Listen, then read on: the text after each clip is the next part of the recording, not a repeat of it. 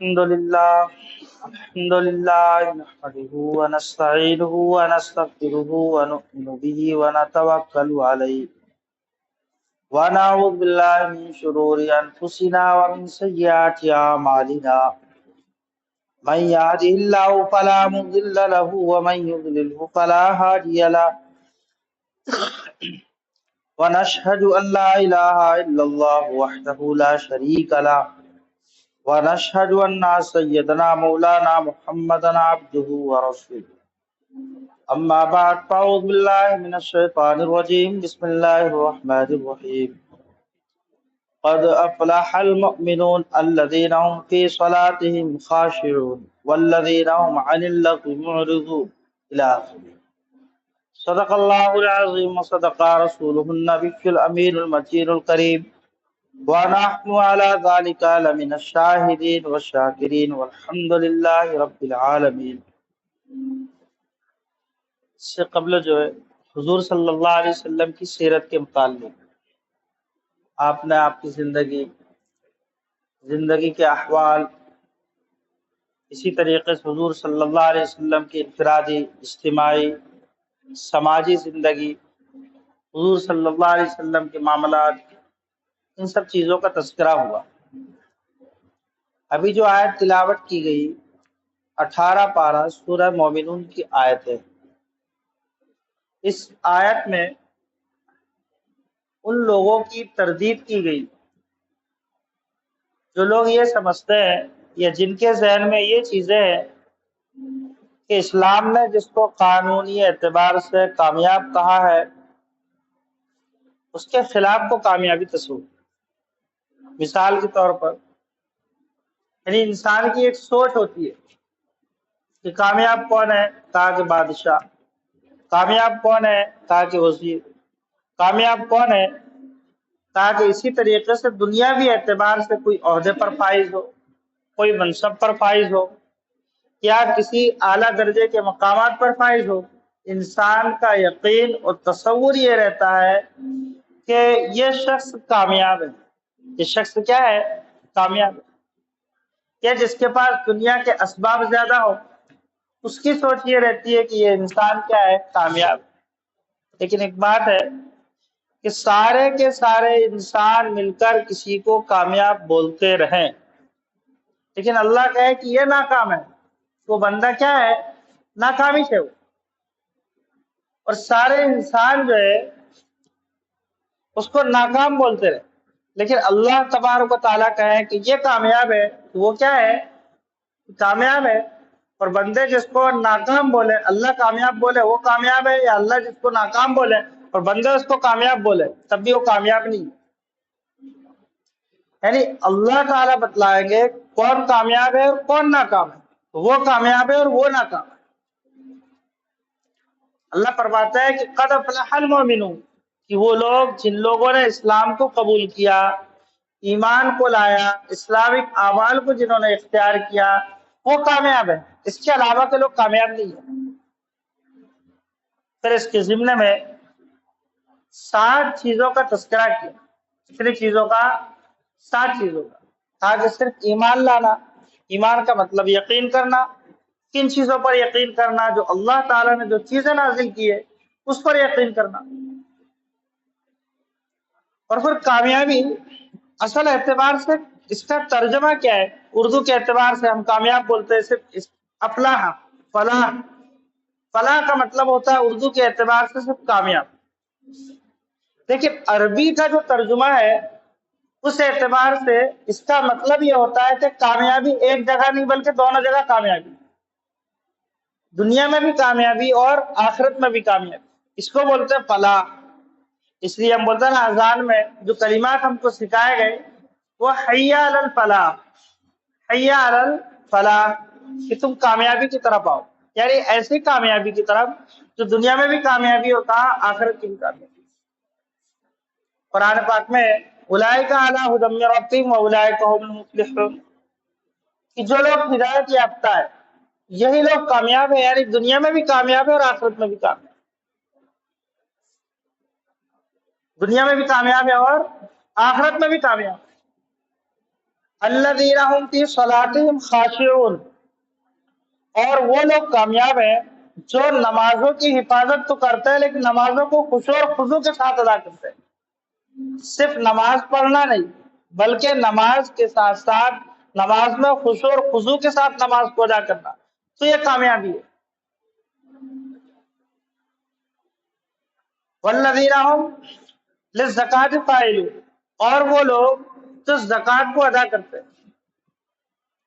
والذین هم عن اللغو معرضون، اور وہ لوگ جو لغو بات سے، فحش بات سے، ایسی باتوں سے جس سے نہ دین کا فائدہ اور نہ ہی دنیا کا فائدہ، اس سے اعراض کرتے ہیں، تاکہ یہ لوگ بھی کامیاب ہیں، زکوٰۃ ادا کرنے والے بھی کامیاب ہیں۔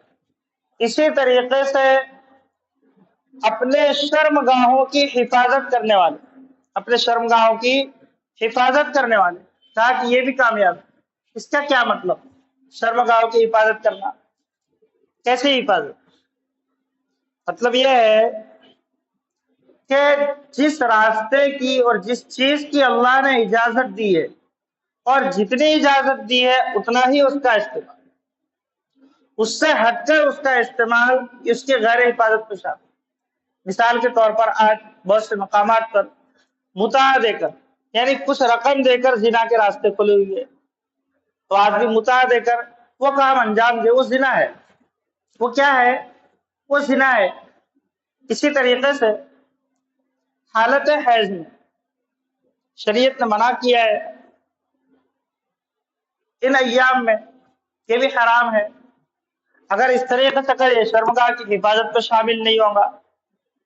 اسی طریقے سے فمن ابتغى وراء ذلك، جو آپ کے نکاح میں ہے اس سے ہٹ کر، اس راستے سے ہٹ کر کوئی اور راستہ اگر انسان اختیار کرے، یہ اللہ کی حدود سے تجاوز کرنے والا ہے۔ اگر اس طریقے سے کوئی شخص فعل کو انجام دیتا ہے، کہا کہ یہ صرف اسلامی گناہ نہیں ہے بلکہ سماجی اور معاشرتی بھی گناہ ہے، جو دنیا کا ہر سماج اس کو جرم قرار دیتا ہے۔ والذین هم لاماناتهم وعہدہم راعون، اور وہ لوگ بھی کامیاب ہیں جو امانت داری اور امانت کا پاس اور لحاظ رکھنے والے ہیں۔ حضرت ابو ذر رضی اللہ تعالیٰ عنہ فرماتے ہیں، حضور صلی اللہ علیہ وسلم نے فرمایا، تین چیزیں حضور نے شمار فرمائی، کہا کہ جس میں اگر یہ چیز پائی جاتی ہے تو پکا منافق ہے۔ اذا حدث کذبا، جب بات کرے تو بات بات میں کیا ہوتی ہے؟ جھوٹ۔ اذا تؤمن خانا، اگر کوئی امانت رکھی جائے تو اس پہ کیا ہے؟ خیانت انسان کا۔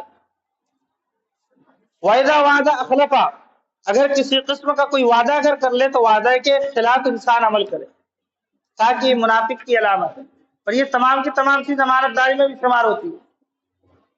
بغیر کسی اجازت کے انسان، چاہے وہ چھوٹی چیز ہو یا بڑی چیز ہو، اس کا استعمال کرنا صحیح نہیں۔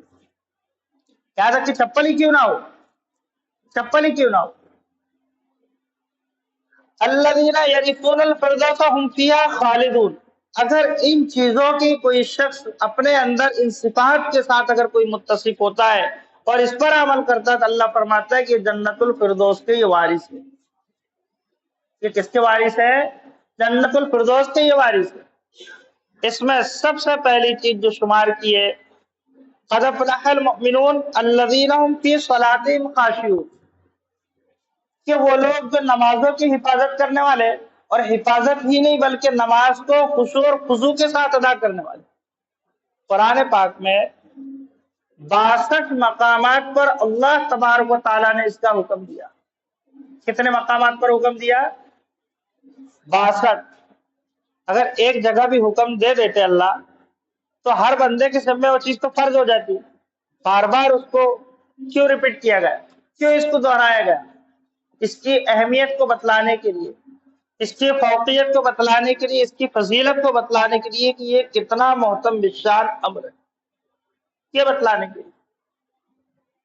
حضرت عمر فاروق رضی اللہ تعالی خلیفہ ثانی، سب سے زیادہ جو فتوحات حاصل ہوئے یہ حضرت عمر فاروق رضی اللہ تعالیٰ عنہ کے دور خلافت۔ آج جتنے 20 سے 25 ممالک ملیں گے اس سے کہیں زیادہ رقبے پر صرف حضرت عمر کی حکومت تھی۔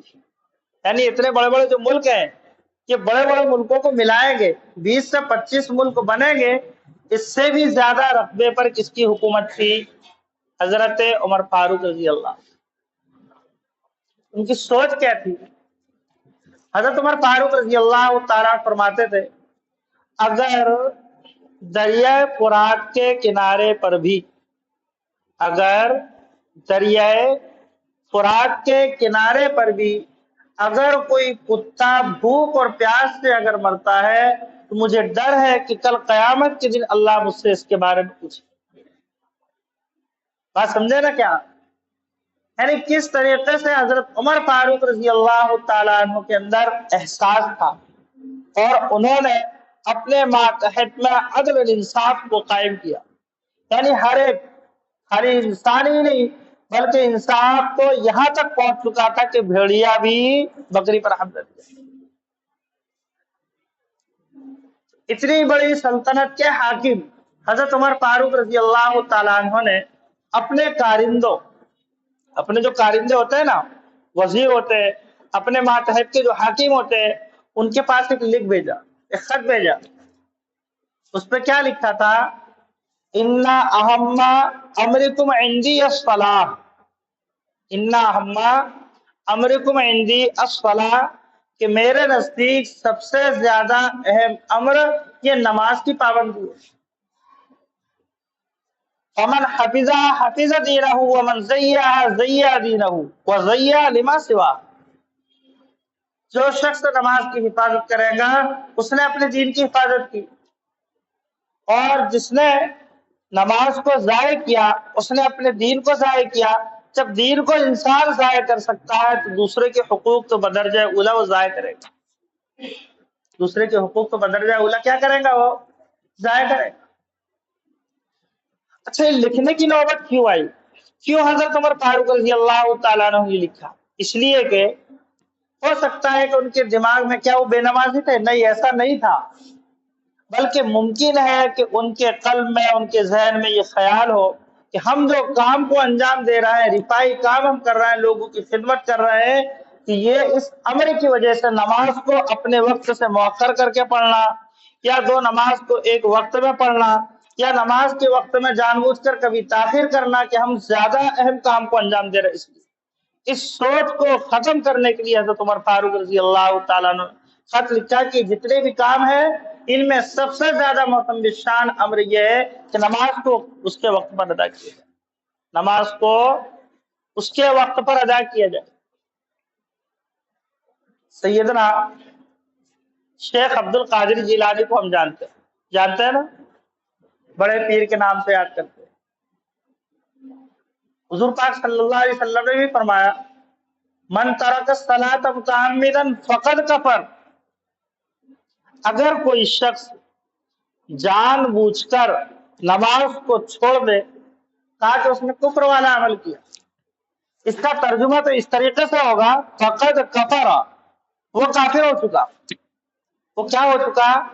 اگر اس کا ترجمہ ایسا کریں گے جو معنی میں بیٹھ رہا ہے، فقط پس تحقیق کے کفر، وہ کافر ہو گئے۔ فقہاء کرام نے اس کی تشریح کی ہے کہ جان بوجھ کر نماز کا چھوڑنا اس کا مطلب یہ ہے کہ نماز کا انکار کر دینا کہ میں نماز کو نہیں مانتا۔ یہ تو ایک تشریح ہے، لیکن حقیقی اعتبار سے اس کا ترجمہ جو بیٹھتا ہے وہ اس طریقے سے۔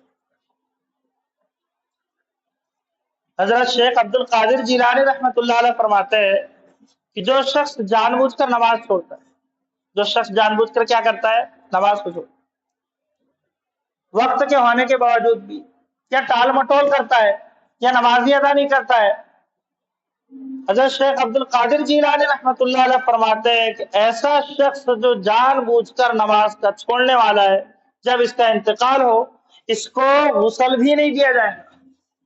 اس کو کیا بھی نہیں دیا جائے گا؟ یہ کون بول رہا ہے؟ جس کے نام سے ہم بریانی کھاتے کہ نہیں کھاتے، کہ اس کو غسل بھی نہیں دیا جائے گا، اس کو کفن بھی نہیں دیا جائے گا، یہاں تک کہ اس کو مسلمانوں کے قبرستان میں دفنایا بھی نہیں جائے گا، بلکہ جس طریقے سے جانور جو مرتا ہے اس کو کسی باہر علاقے پر پھینک دیا جاتا ہے، ایسے اس انسان کی لاش کو بھی پھینک دیا۔ یہ کون کہہ رہا ہے؟ شیخ عبد القادر جیلانی رحمۃ اللہ علیہ۔ اور خشوع کے اتنے اعلیٰ مقامات پر فرماتے ہیں کہ اگر کوئی شخص نماز کے اندر کوئی سنت اگر کوئی جان بوجھ کر چھوڑتا ہے، کہا کہ اس کی نماز ہی نہیں ہوتی، اس کی کیا نہیں ہوتی ہے؟ نماز ہی نہیں ہوتی، اثر اور پھر سے نماز پڑھنا پڑے گا۔ کہ حضرت شیخ عبد القادر جیلانی رحمۃ اللہ علیہ کا مسئلہ، کیونکہ بندے کا اللہ کا بندے کے ساتھ جو ربط ہے اور جو تعلق ہے یہ بہت اعلیٰ درجے کا ہے۔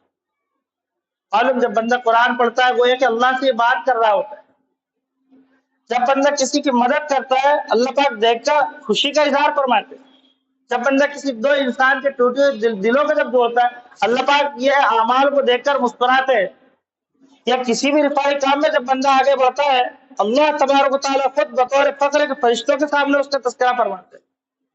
لیکن جب بندہ سجدہ جب اللہ کے سامنے کرتا ہے، چاہے وہ سجدہ پتھر پر ہو، چاہے وہ سجدہ دری پر ہو، چاہے وہ سجدہ چٹائی پر ہو، چاہے وہ سجدہ ساجی زمین پر ہو، اللہ فرماتا ہے کہ میں اس کے قریب ہو جاتا ہوں۔ قرآن پاک میں وَاسْجُدْ وَاقْتَرِب، اللہ کو تم سجدہ کرتے چلے جاؤ اور اللہ کے قریب ہوتے چلے جاؤ۔ بات سمجھے نا؟ کیونکہ اللہ کا بندے سے جو تعلق ہے نا، انسانوں کا انسانوں سے تعلق ہے، اس سے کئی گنا زیادہ ہے، اس کو شمار نہیں کر سکتے۔ حدیث کا مفہوم ہے